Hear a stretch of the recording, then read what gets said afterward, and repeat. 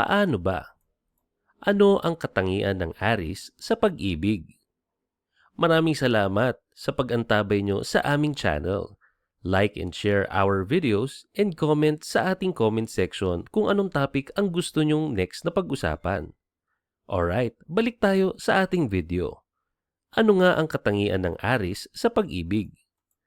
Number 1. Hindi siya naiinip upang magsimula ng mga bagong proyekto at hindi siya kailanman natatakot na tuklasin kung ano ang hindi niya alam. Iyon ang dahilan kung bakit siya ay tinuturing na isang mahusay na pinuno. Charismatic din.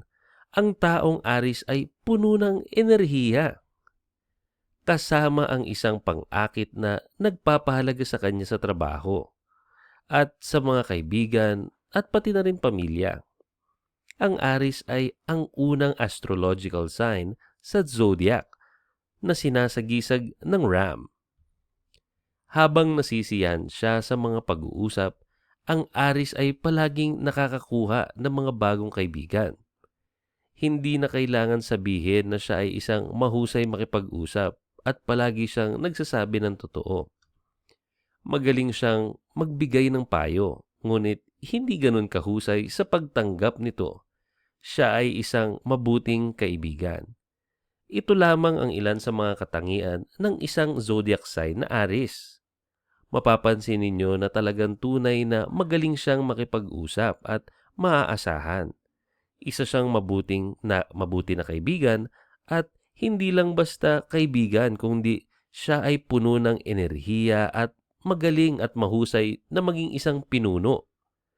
Pagdating sa trabaho, siya ay very charming at ika nga, sobrang laking value ng naibibigay niya dahil sa mga bagay na ito.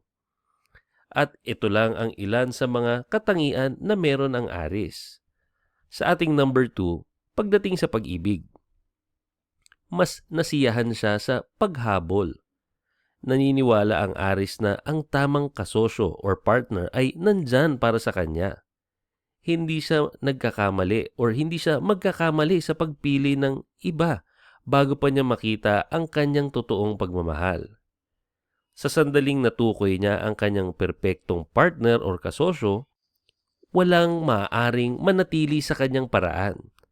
Mabilis siyang magmamahal at gagawa siya ng anumang bagay upang makuha ang taong yun. Kaya kung titignan ninyo, mabilis siyang magmamahal, mabilis siyang makakapagdesisyon lalo na pag alam niya na yun na ang perfect partner para sa kanya. Walang mga hamon na hindi malalampasan ng Aries na tao kapag nagmamahal. Magiging mas interesado siya kung mas mahirap ang hamon. Ibig sabihin lang, ang taong Aries ang zodiac sign ay talaga namang ready sa kahit anumang pagsubok. Interesado siya lalo pag alam niyang mas challenging ang isang bagay para sa kanya. Sa ating tip number 3, ang pag-uugali ng isang Aries. Masigla at malikhain sila. Malaya at kusang loob sila. Maaari silang maging inspirasyon ng bawat iba pang babae. Madalas ang Aries ay talaga namang ginugusto ng kababaihan sapagkat mataas ang kanilang energy, lalo na pagdating sa kanilang creativity. Mayroon silang mga isip at nais nilang gamitin ang mga ito. Hindi nila papayagan ang sinumang makakuha ng kontrol sa kanila. Sila ang mga mandirigma na marunong mag-alaga sa kanilang sarili. Napakahalaga sa paghahanap ng hustisya. Hindi sila makikisama sa sino man na sa tingin nila ay mali. Ang nais nila ay unahin ang hustisya at lumikha ng isang balanse ng tama at mali.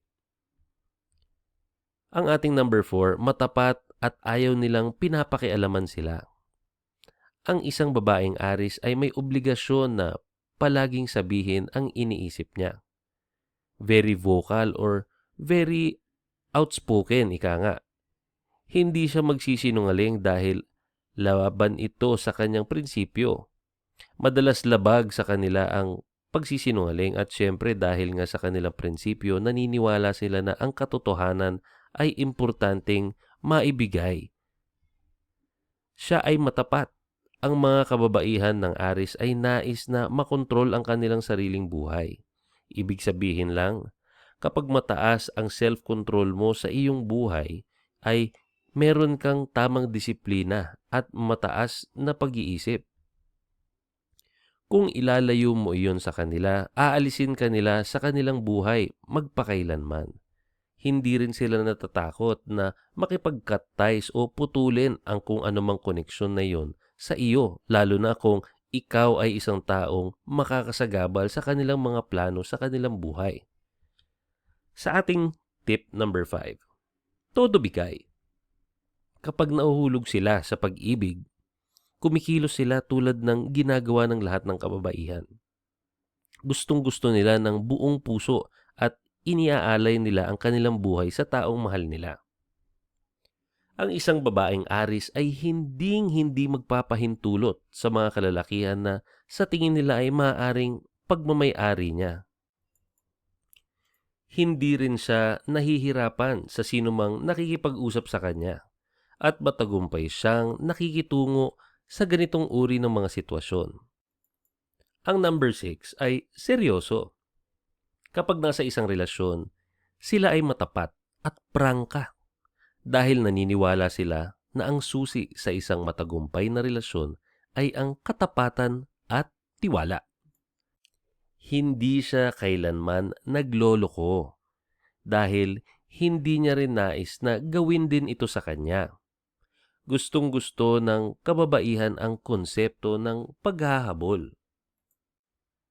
Ngunit kung maglaro ka lang, panoorin dahil hindi ka nila hinihintay o maglaro ng iyong laro magpakailanman. Tip number 7, palaban. Gustong-gusto nilang mang-mind games at maglandi at talagang makikipag-ugnayan sila sa pagkuha ng lalaki na gusto nila. Maaari silang magbihis ng medyo provocative o medyo sexy ayon sa nais nila. Ngunit palagi silang nagbumukhang classy dahil sa katotohanan, sila talaga ay very classy na tao. Desidido silang kuhanin ang isang bagay lalo na kung mahal nila. Para sa kanila, he or she will get it by hook or by crook. Sa ating number 8, usaping sexual. Nabubuhay siya sa kanyang katawan at kailangan niya ng isang sexual na koneksyon sa isang tao ng regular. Kailangan niya ito upang manatiling malusog at masaya. Ang pakikipagtalik ay nangangahulugang labis sa kanya at walang paraan na magtatapos siya sa isang lalaki na hindi natutugunan ang kanyang mga sexual na pangangailangan.